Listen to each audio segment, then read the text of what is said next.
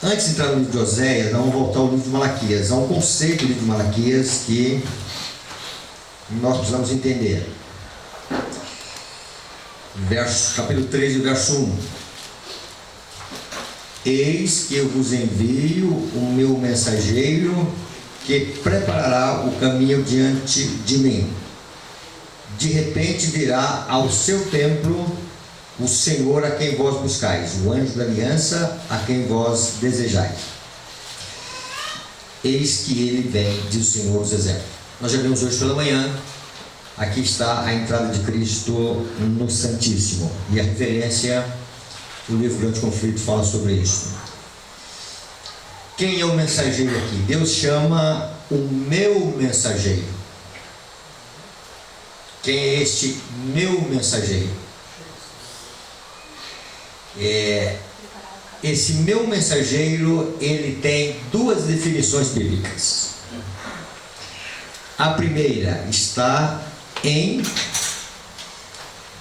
Malaquias, capítulo 1, verso 7. Porque os lábios do sacerdote devem guardar o conhecimento, e da sua boca devem os homens procurar a instrução. Porque ele é o quê?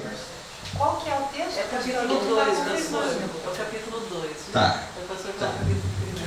Capítulo 2, 7. Tá. Deixa um pouquinho aí, talvez, não sei se eu uso esse quadro. Tá. Então vamos lá. Eu mencionei qual capítulo?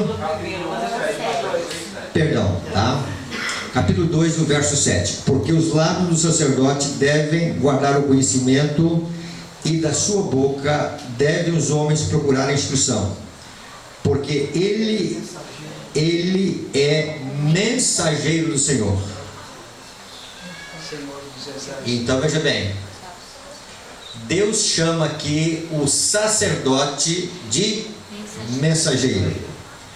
Quando nós vamos a Mateus capítulo 11, Jesus vai definir quem é o mensageiro de Deus. Capítulo 11, verso 10. Acharam? Tá? Este é quem está escrito: eis aí eu envio diante da tua face o meu mensageiro, o qual preparará o teu caminho diante de ti. Quem é o mensageiro aqui? João Batista. Então João Batista é o meu mensageiro. Também é definido que o sacerdote é mensageiro. João Batista era profeta ou mensageiro? Ele era profeta e mensageiro. Profeta, mensageiro e era da linhagem de sacerdote. Tá, então veja bem. Ele era filho de levita. Seu pai tinha a função de sacerdote. Mas ele não seguiu função sacerdotal e se chama, diz que é a voz que clama no deserto, né, pastor? É a voz que clama no deserto. Tá? Mas Jesus Tem, veja bem, no livro de Malaquias há uma referência sobre João Batista, e no final, no capítulo 4, tem uma referência que antes que venha o grande e terrível do Senhor, quem viria? Elias. Então veja bem, então fala do mensageiro e fala do profeta Elias. É interessante nós termos essa visão. João Batista veio na virtude e no poder de Elias. E veja o que nós encontramos no capítulo 11, no verso 14. Se o quereis reconhecer, ele mesmo é Elias que estava para vir. Então João Batista, ele faz a função de profeta e ele faz a função sacerdotal. Pastor, qual que é a diferença entre sacerdote e profeta no propósito de Deus? O profeta, ele fala aquilo que Deus coloca em sua boca. Ele não fala as suas próprias palavras. E o sacerdote, ele fala o quê? Ele fala em cima do conhecimento. Não é isso que nós lemos lá em Malaquias? Vamos voltar a entender isso? Malaquias 1, verso 7, 2:7, melhor dizendo. Porque os lábios do sacerdote devem guardar o conhecimento, e da sua boca devem os homens procurar a instrução, porque ele é mensageiro do Senhor. Então João Batista, ele foi chamado por Jesus mais do que um profeta, ele foi chamado de mensageiro do Senhor. Então ele também tinha a função de um sacerdote. Por quê?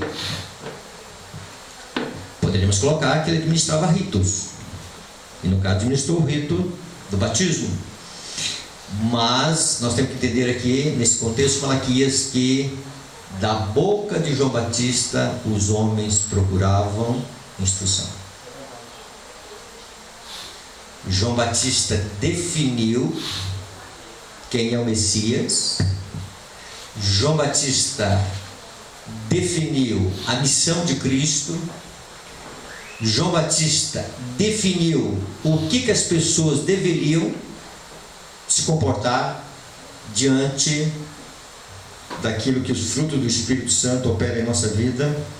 Então, veja bem, em João Batista estava a questão sacerdotal e a questão profética.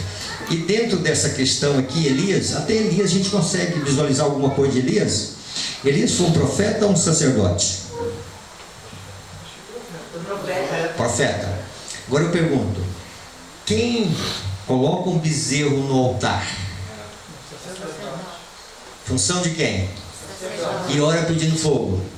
Uma função sacerdotal. Percebem que essas duas funções elas se misturam no Antigo Testamento? Um fala aquilo que Deus coloca em sua boca, o outro fala aquilo que Deus ensinou para ele. Irmãos, isto tem um significado profundo no final. Então guarde esses conceitos aí, tá? Vamos analisar agora dentro do livro de Oséias.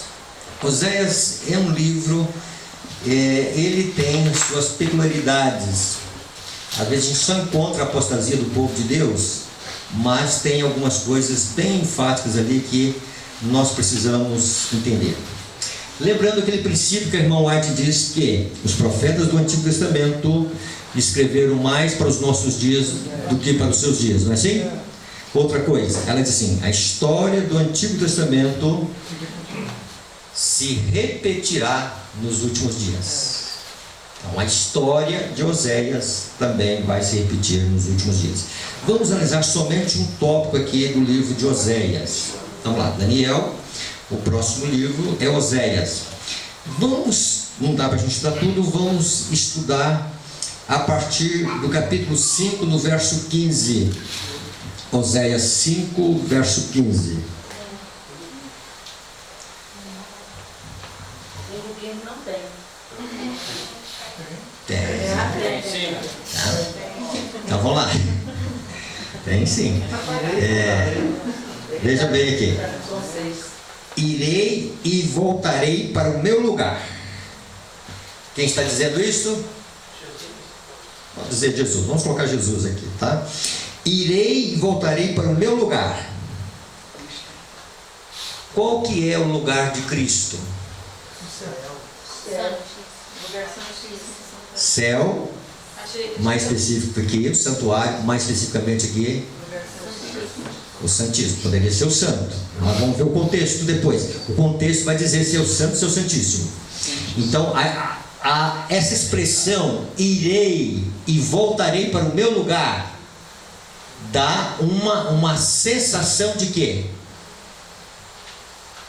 Quando você ouve uma frase assim, ó, eu irei e voltarei para o meu lugar. A volta de Jesus, segunda volta. Tá? Até que eles reconheçam culpados. Aí não está a volta de Jesus. Tá? Isso dá uma sensação de quê? Julgamento. Subir. Tá. Eu irei e voltarei para o meu lugar. Desveio Posso? do situado. Tá? Olha o contexto. Até que eles se reconheçam culpados. Até que ele se converta e vem buscar a gente. Tá? Até que eles, vamos dizer assim, se reconheçam culpados. Quando há um reconhecimento da culpa, aonde tem a manifestação do perdão? Aqueles que confessam seus pecados. Aqueles que confessam seus pecados. E os seus pecados chegam até o trono da graça de Deus. Então, aquelas orações que o pastor mencionou aí, tá? Elas sobem e duas coisas o sacerdócio entrava no santuário. Uma com sangue e outra com incenso. As duas esferas do ministério de Cristo e da eficácia daquilo que Jesus realizou por nós. Então vejam bem que ali no sangue estava a substituição, estava o sacrifício de Cristo, estava a cruz do Calvário, e é importante nós entendermos o santuário porque aquela expressão do dom profético diz que o santuário imortalizou a cruz do Calvário. Uma coisa, irmãos, só para não entender aqui, o mundo evangélico faz uma séria acusação contra nós adventistas. Diz assim: o sacrifício de Cristo expiatório, ele terminou na cruz porque o sacrifício de Cristo é completo. Esta expressão, o sacrifício de Cristo é completo, está correta ou está falsa? O sacrifício de Cristo é completo. Então eles estão certos. Em parte estão certos. Mas onde está o erro O deles? sacrifício de Então Cristo eu foi devo completo. dizer que na cruz toda Por a quê? expiação foi. Tá, mas mas a colocação deles é que é completo. Não tem nada a acrescentar no sacrifício de Cristo. O sacrifício foi completo, a obra de expiação não. Tá? Então veja bem, o problema não está no sacrifício de Cristo. O problema está no adorador. Ele pode ter um arrependimento genuíno, Ou não. ou ele pode ter um arrependimento crocodilo de lágrimas. O santuário vai decidir quem verdadeiramente exerceu fé no Cordeiro de Deus. Então, o sangue para perdão dos pecados e o incenso. As orações nossas têm que ser perfumadas A graça de Cristo. com a justiça de Cristo. O que é a justiça de Cristo? A perfeita exigência da lei de Deus, a completa obediência da lei de Deus, o perfeito caráter da lei de Deus. Cristo foi e Cristo é o Cordeiro imaculado, sem mancha, sem nenhum vestígio de que poderia aquele Cordeiro ser ineficaz para o altar de sacrifício. Então, em Cristo se reúne o Cordeiro sem pecado, sem mancha, e em Cristo se reúne a sua eficácia, dando a sua vida, derramando o seu sangue para os nossos pecados. Então, quando nós encontramos o altar, o contínuo, no pátio, e quando nós encontramos a intercessão de Cristo no santuário, nós temos que ter também ali uma intercessão perpétua, ou seja, enquanto Jesus estiver no Santíssimo, como foi falado pela manhã. A ideia aqui, irmãos, no texto é de que por algum momento o povo de Deus vai sentir a ausência de Deus. Vamos analisar isto? Até que se reconheçam culpados e busquem o quê? A minha face. Estando eles angustiados. Por que eles estarão angustiados? Remete ao tempo de angústia. Ok, vamos entender isso aqui. Percebe aqui que reconhecendo culpados e busque a minha face, ainda a graça está aberta? Então não é um tempo de angústia. Mas diz o texto, estando eles, o quê? Angustiados. Ó, então tem angústia. Cedo me buscarão. Agora nós vamos aqui usar um outro sistema de interpretação. Angústia por conta dos seus próprios pecados. Angústia por causa da ausência de Deus. Se bem entendido sem ele. E aí o seguinte, qual é o recurso? Qual é a solução? Vamos buscar a face de Deus. E na face de Deus, eles vão encontrar misericórdia, vão encontrar perdão. Vamos entender o santuário numa linguagem agora mais avançada, tá? Pensa aqui, existe um princípio de interpretação. Quando a gente pega Daniel 11, não estamos aqui sobre Daniel, só para não entendermos aqui. E aí eu pego lá o tempo do fim, e aí fala do rei do norte, o rei do sul. E aí como é que eu pego a questão de que eu consigo entender alguma coisa da profecia? Um dos pontos para entender Daniel 11 é ir no final da profecia. O que você encontra no final? Daniel 12. Diz, naquele tempo levantará Miguel. E é bem definido, um tempo de angústia. Aí a gente começa a voltar. Opa, então tem um ponto de partida bem definido. Aí tem deu para entender ou complicou? Tá? Então, agora o que seria o final aqui? Então vamos lá. Então o povo de Deus angustiado, porque Deus está ali no santuário e Deus não está se manifestando na vida deles, e eles, vamos dizer, estão sentindo culpados. Mas antes disso, vamos entender aqui para quem que é essa mensagem aqui.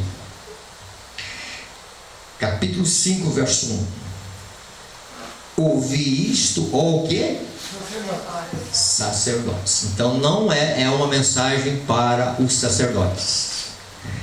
Quando nós vimos lá ontem, hoje pela manhã, melhor dizendo, tá?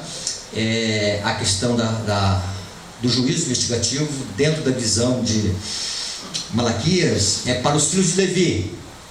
Aqui uma mensagem para os sacerdotes, na época de Oséias. E o que vai acontecer aqui com eles? Tá? Eles vão sofrer uma enfermidade, eles vão sofrer uma assolação. E o que seria esta enfermidade, ou essa ferida, ou essa assolação? Como é que Deus criava ou Deus permitia algumas coisas acontecessem com a sua igreja no passado? Permitia que as nações estrangeiras, ou a nação estrangeira, no caso aqui, a Síria. Você pode ver isso no verso 13. Então, quando a Síria, a nação estrangeira, invade ali as 10 tribos do norte, o que acontece? Vai haver algumas reações. Primeira delas, sensação de abandono. Segundo, até que se reconheçam culpados. Terceiro, buscarão a face do Senhor. Estando eles angustiados, cedo me buscarão, dizendo. Antes de nós chegarmos aqui nessa parte final do livro de Oséias, aqui, nos próximos versos, nós temos como igreja o tempo de angústia, bem definido. E também nós temos o pequeno tempo de angústia bem definido. Quando começa o pequeno tempo de angústia para o povo de Deus? Decreto dominical. Então, o decreto dominical vai trazer um tempo de angústia, que é chamado um pequeno tempo de angústia. Seria angústia prévia, que é mais fácil. Que é também uma angústia prévia. Então, veja bem. E nesta angústia prévia vai estar aquilo que a força externa vai provocar em torno do povo de Deus.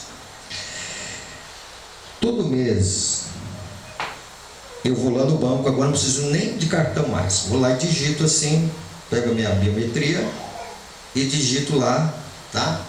E aí vem a bênção, o salário mensal. Agora vai chegar o dia que a fonte seca. Pastor? Vai chegar o dia que a fonte vai secar. Isso vai trazer aflição? Vai. O que eu vou fazer? Isso vai trazer angústia? Percebem? Nós estamos no dia da expiação. O dia da expiação era o dia de afligir a alma. O que significa afligir a alma? Significa literalmente trazer aflição para cima. Pastor, então quer dizer que eu tenho que fazer isso aqui? Tá? Como é que se afligia a alma? O que trazia tristeza? É que o ser humano não quer fazer isso aqui, ó. O ser humano quer fazer isso aqui, ó. Aí Deus diz: olha, homens de dura cerviz. Tá? Então, humilhar diante de Deus e confessar os pecados não é uma coisa inerente à nossa natureza humana. A queda injetou em nós um princípio de exaltação. E o dia da expiação vai fazer assim, ó, é para jogar a glória no pó.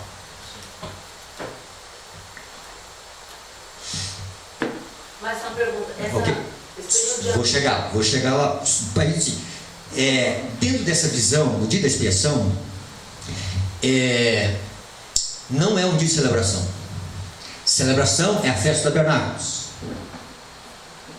Dia da expiação, esse afligir da alma, ele era acompanhado de três coisas. Ele era acompanhado de jejum, oração e o que mais? Abstinência Tá. de alimentos. Tá. Tinha uma outra coisa aí. Exame pessoal. Só que para o Israel era um dia de 24 horas completo. Para nós é um tempo. Ninguém vai passar desde 1844 até agora em jejum. Por isso o livro de Joel fala em jejuns. E a irmã White, ela menciona jejuns. E um deles, ela diz assim, que o verdadeiro jejum é se voltar inteiramente para Deus. Amém. O verdadeiro jejum envolve negação do eu. Isso deve ser constante na vida. Ela diz que nós devemos também, com jejum, abster de qualquer alimento estimulante. Por quê? Entre muitas coisas, prejudica que a mente deve voltar para o Santíssimo. Parece que nós vivemos hoje um dia de mais celebração. Tudo a gente celebra, né? E hoje nós vivemos no tempo da pizza, no tempo de churrascaria, no tempo de vamos fazer porque vamos comemorar. Eu me lembro quando eu era adventista, há 40 e poucos anos atrás, eu entrei nessa igreja, sábado à noite não tinha esse negócio de vamos libertar do jugo do sábado e vamos comer às altas horas da noite, tá? A vida começava normal. Há 40 e poucos anos, tá? Aí, ok, só precisamos entender o tema, tá? Dentro dessa visão, nós precisamos viver o dia da expiação. Nós precisamos ter um exame pessoal. Olha o problema de Pedro. Quando Jesus diz Pedro, Satanás está nos reclamando para cilindrar, peneirar, como um trigo. Não, Senhor, eu não preciso de exame pessoal. Eu conheço Pedro. Aí você vai no estudo de profecia e diz que Pedro se irritou com aquilo, tá? Então aquele chamado era para Pedro tivesse uma visão de que realmente aonde ele tivesse a visão e o conhecimento de que ele era forte, era onde ele era mais fraco. Esse foi a queda de Pedro. Havia algumas sementes no coração de Pedro que nem ele conhecia e que só brotaria quando a crise viesse. Então, veja bem, Então estava oculto lá algumas sementinhas do mal, não era do bem, que só no calor, na fornalha. E aí vamos falar de fornalha. Quando nós olhamos a visão de Malaquias, Cristo é apresentado ali, purificando os filhos de Levi, como ourives prova o ouro, uma chama acesa. Satanás vai colocar uma chama acesa no pequeno tempo de angústia. Pastor, e o que vai acontecer então na chama acesa que ele vai colocar no tempo de angústia? Qual a diferença entre a chama acesa no pequeno tempo de angústia para a chama acesa no período da grande tribulação ou tempo de angústia como nunca houve? É que todas as duas vão estar acesas, só que a de lá vai estar 7 vezes mais acesa. Não é assim que diz a Bíblia? Não é assim que diz Daniel 3?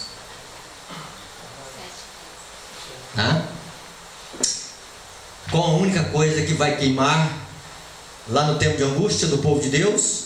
A escória do pecado. A escória do pecado, ok. Tá.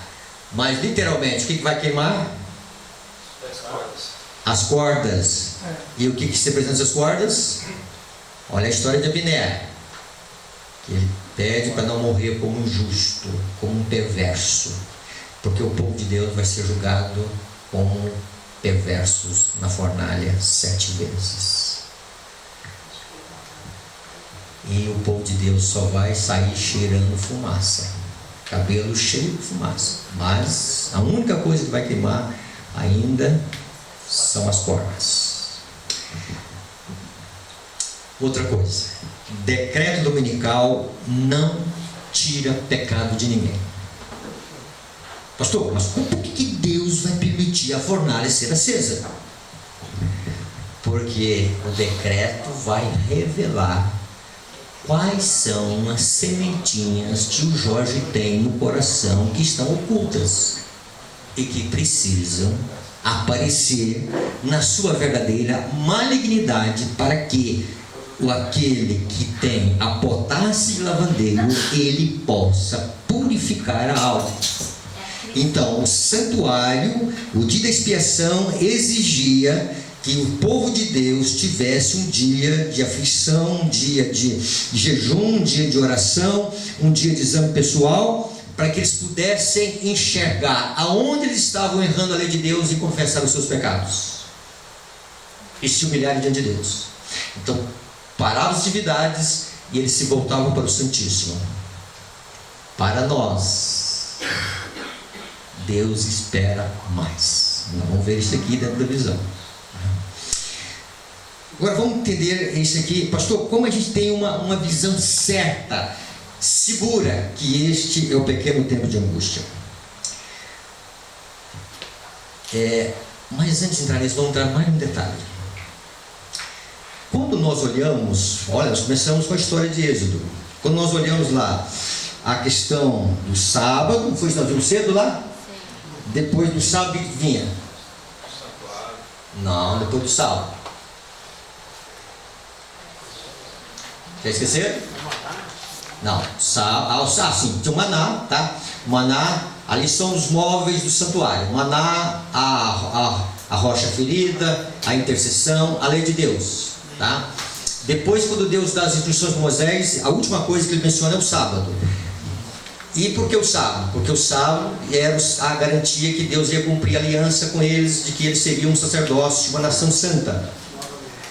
E aí o que acontece? Não é a nova aliança. Tem dois sentidos ainda, tá? Vamos trabalhar uma hora em cima da nova aliança. E aí nós vimos ontem que a irmã White diz que essa aliança aqui foi uma aliança, um concerto especial com o povo de Deus. Não foi um concerto feito lá com Abraão, com Adão, não foi feito com Isaac, com Jacó. Foi alguma coisa que Deus fez ali especial. O que Deus queria? Fazer uma nação santa, um reino de sacerdotes. Então tem essa visão. Dentro dessa visão, irmãos, quando a gente olha ali a história, olha lá, vem a questão do sábado. Qual o próximo passo do Êxodo? O bezerro de ouro. O bezerro de ouro. Depois do próximo, Juízo. Ok, juízo, tá? E nesse intervalo entre o bezerro e o juízo, o que nós encontramos ali? A tribo de Levi. A tribo de Levi. Opa, tá ficando agora fácil, tá? Então a tribo de Levi. Então é o seguinte, então Deus está dizendo, olha, com a tribo de Levi, um sacerdócio, e depois Deus confirma isso com Finéias. Ok. Por que aquele povo fez um bezerro de ouro? O que foi a causa principal? Eu penso que eles estavam contaminados da adoração do Egito. Ok, tem isso aí, mas não foi a causa principal. Deus tangível, Eles queriam que o grupo queria levar eles de volta para o Queria um Deus visível. assim. O que estava acontecendo no contexto, inicialmente? Moisés.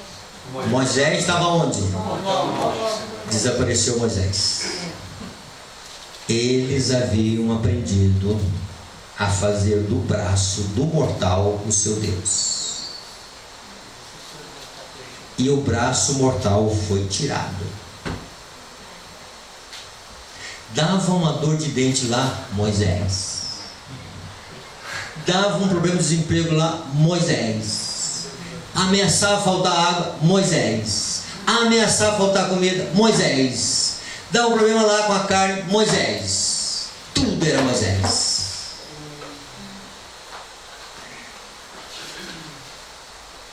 Será que nós não temos confiança igual a eles no braço mortal? Pode ser aqui, ou pode, como Pedro, eu confio na minha força. A nossa força é fraqueza.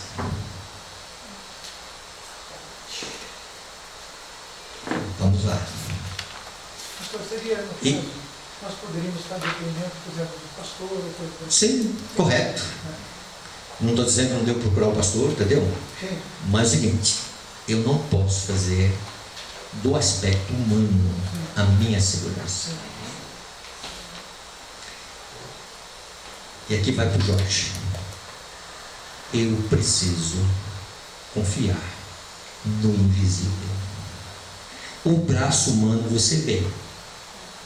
O invisível, o braço eterno, você não vê. E veja a angústia que o povo de Deus passa, irmãos.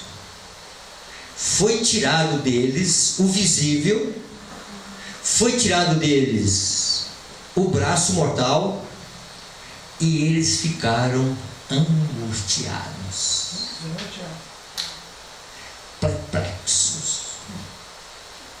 O que nós vamos fazer? Consegue entender o pequeno tempo de angústia? Consegue entender a ausência de não que Deus vai abandonar o seu povo? Nunca Deus vai abandonar o seu povo. Vai até o final. Vocês ouviram isso aqui? É correto isso. Mas por um momento Deus vai deixar a sensação de abandono. Então vamos lá. Fora a pressão. Mexe na minha conta. Mas tem esse aqui também. Vamos ampliar esse quadro. Olha o verso 6. Capítulo 6. Verso 1.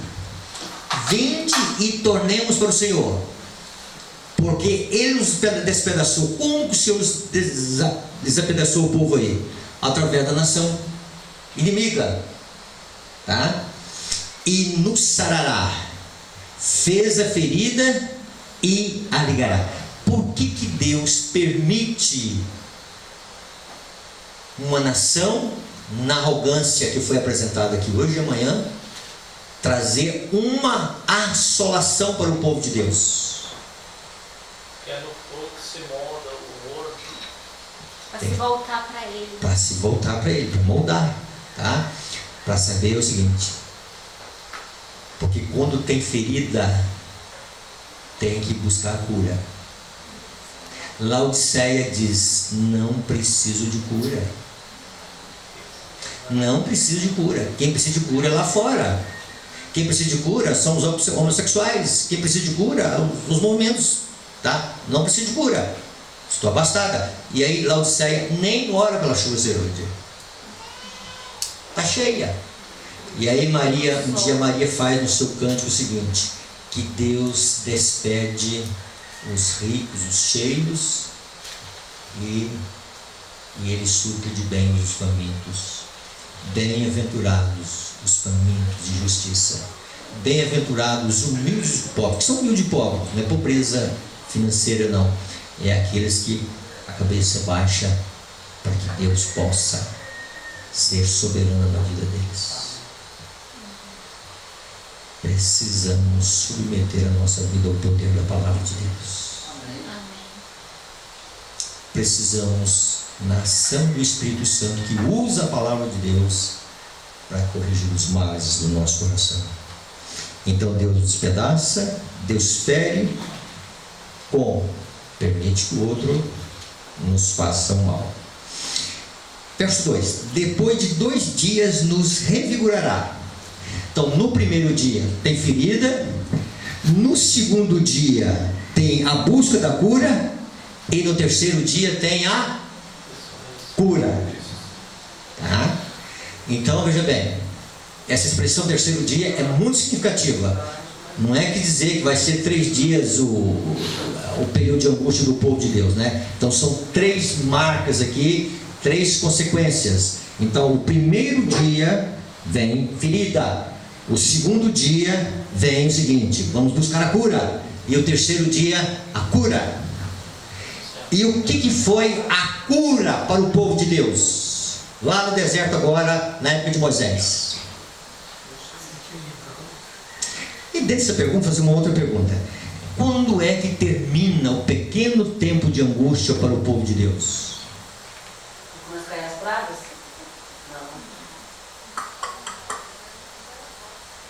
Não. A angústia de agora é decreto de morte. Ela é decreto de morte. Nós já definimos que começa dentro do contexto do decreto. Traz aflição, traz ferida. Eu faço Tá? uma pergunta: esse período pequeno de angústia, nós vamos ter insegurança do selamento, a porta da graça vai estar aberta ainda? A porta da graça vai estar aberta.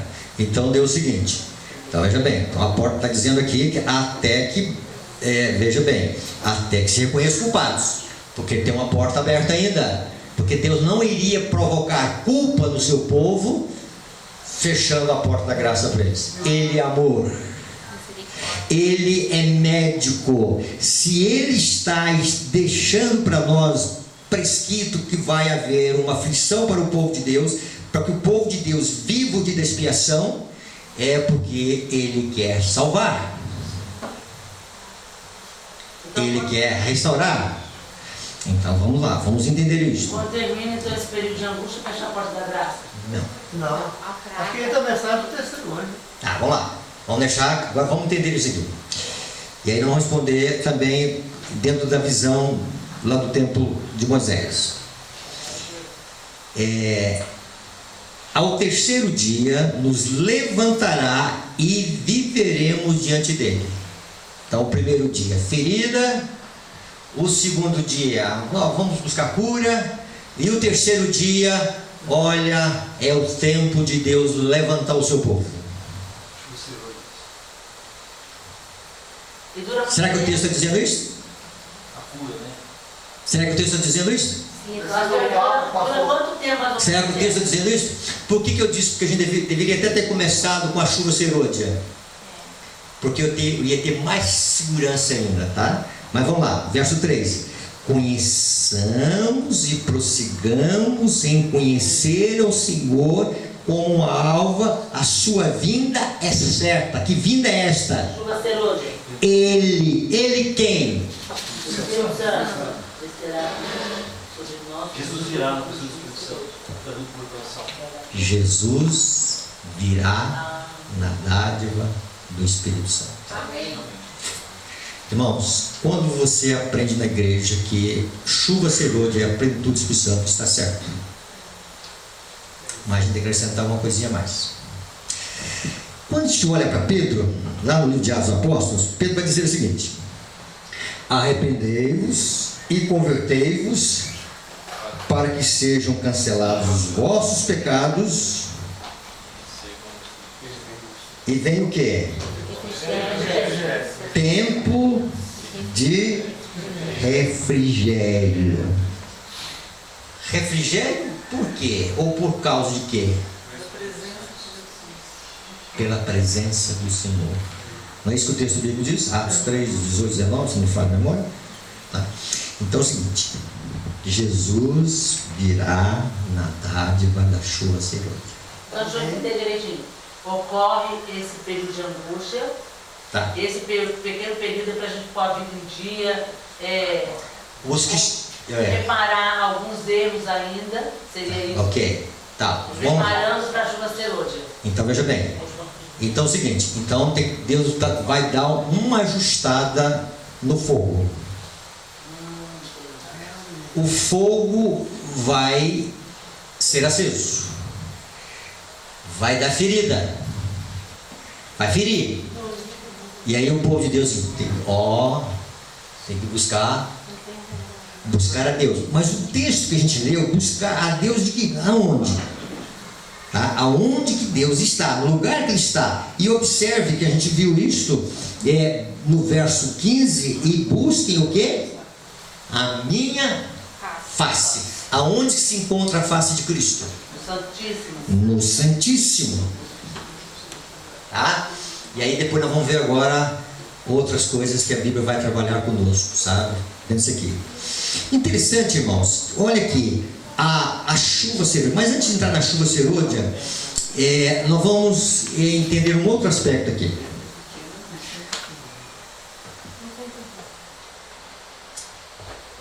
A história de Eucana, Penina e Ana. Conhece a história? Sim. Qual era a função de Eucana? Sacerdote. Estão entendendo que a Bíblia no Antigo Testamento vai muito para o lado do sacerdócio? Duas esposas, não era para ter duas. Uma chamava Penina, outra chamava Ana. Qual era o problema de Ana? Era estéril. E o que a outra aproveitava? Zombava. Vamos entendendo isto. Diz lá o texto de Samuel que ela irritava excessivamente. Se a gente puder imaginar uma pergunta que Penina fazia para Ana, que dava um mal-estar para Ana, que pergunta seria esta? Sobre o ciúme, porque ela sabia que o homem amava mais a Ana. Né? Ok, era ciúme, ok. Mas nesse ciúme, o que ela estava, vamos dizer assim, criando dificuldades para Ana, nessa irritação? Eu tenho filho, você não tem. Tenho filho sim. O que era ter filho no Antigo Testamento? Bênção. Então a pergunta poderia ser colocada assim: onde está o teu Deus? Eu sou abençoada, você não.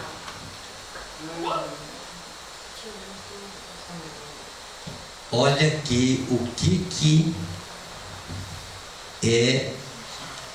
Joel fala no capítulo 2. A mulher espera a maldição de Deus, né? Ok. Ela não dava fruto. Mas mesmo não dando fruto, Eucana amava. Isto representa o quê? Mesmo a igreja não dando fruto, Jesus ama. Laodiceia não dá fruto. Quando Jesus diz assim: conheço as tuas obras, Laodiceia diz: não, eu estou apresentando obras, fruto. Por que o juízo não é pela fé, é pelas obras? As obras testificam de que qualidade de fé que nós temos. E aí quando Jesus vai para o fruto, Laodiceia diz: então é fruto doce. E Jesus diz: não é fruto.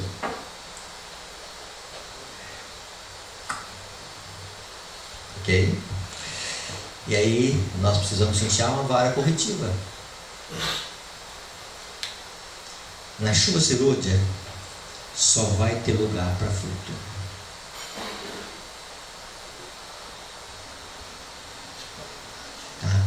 Na chuva serôdia só vai ter lugar para fruto. Pastor, o que é o fruto?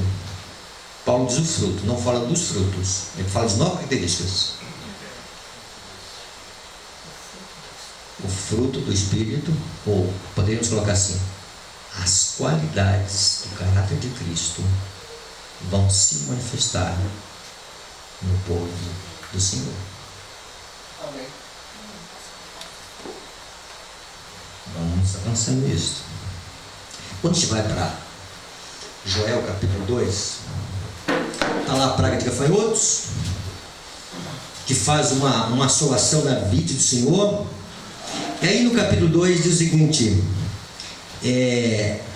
verso 15: tocai a trombeta em Sião, proclamai um santo jejum, proclamai uma assembleia solene, uma convocação solene, seria o caso aqui, congregai o povo, santificai a congregação, ajuntai os anciãos, reuni os filhinhos, e os que mamam saiam o noivo da sua recâmara e a noiva do seu aposento. Agora o verso 17: chorem quem? Os sacerdotes, ministros do Senhor, entre o porte e o altar, e orem. Poupa o teu povo ao Senhor, não entregues a tua herança ao próprio, para que as nações façam escárnio dele. Porque hão de dizer entre os povos: onde está o teu Deus? Irmãos, foi isso que Penina fazia com Ana. Esta é a pergunta que é registrada lá em Malaquias 2, antes de se apresentar ao juiz. Onde está o teu Deus? É a pergunta que é feita aqui pelos sacerdotes. Ou seja, os sacerdotes estão dizendo: Senhor, eles estão perguntando onde está o teu Deus. Onde está? O Senhor nos abandonou? O Senhor nos deixou? O Senhor não liga mais para nós? Vai ser o tempo, irmãos, de nós aprendermos a confiar no invisível.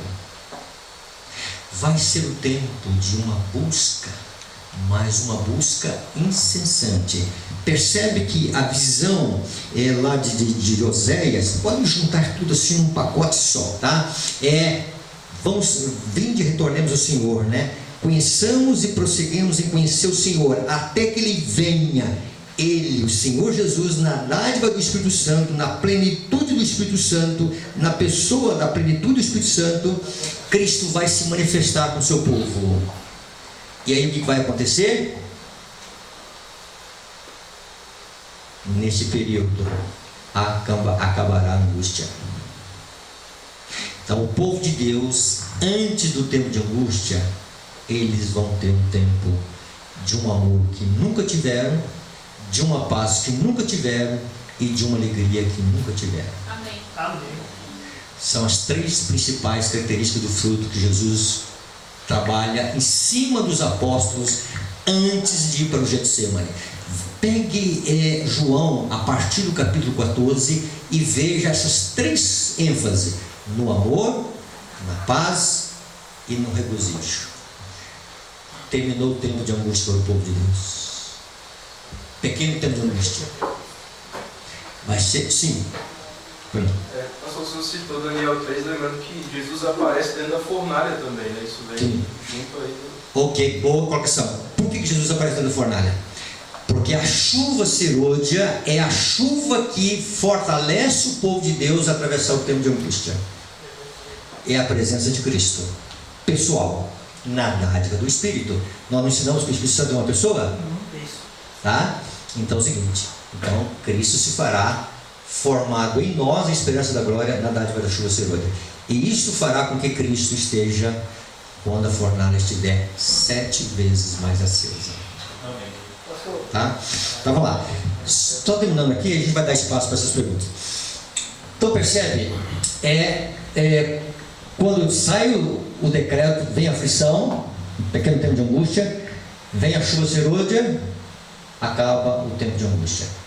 Aí tem um período que é chamado por Jesus na parábola dos trabalhadores da vinha, a hora undécima. Esse período é um tempo de pregação do Evangelho, um tempo de regozijo para o povo de Deus. Não selaram já? Não.